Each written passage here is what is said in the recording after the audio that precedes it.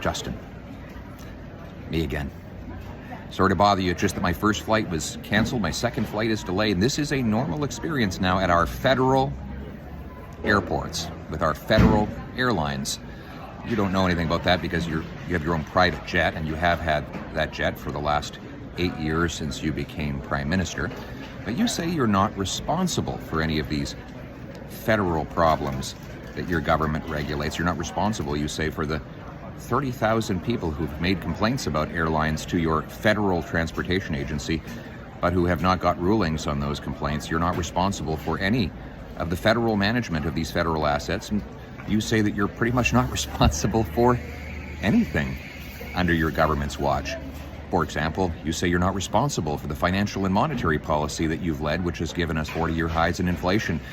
You're not responsible for the 1 in 5 people who are skipping meals because they can't afford food, or the 1.5 million who are eating at food banks. Some of those people are going to food banks asking for help with medical assistance and dying, not because they're sick, but because they become so hungry, so poor, and so miserable under your 8 years that they no longer want to go on living.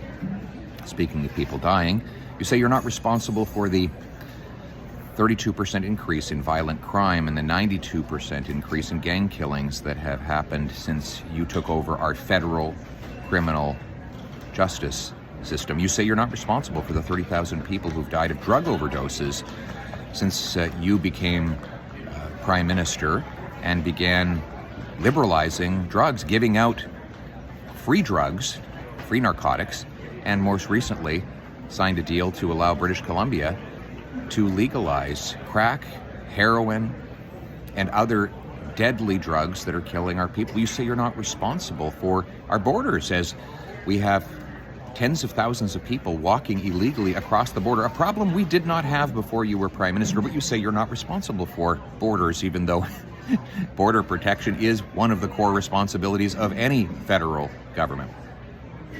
So Justin, here's the question. Actually, if you allow me, I have 2 questions.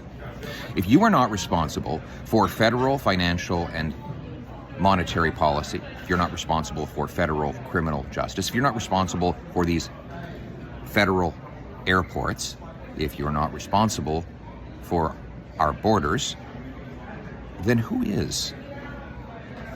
And if you're not responsible for anything, why are we paying you?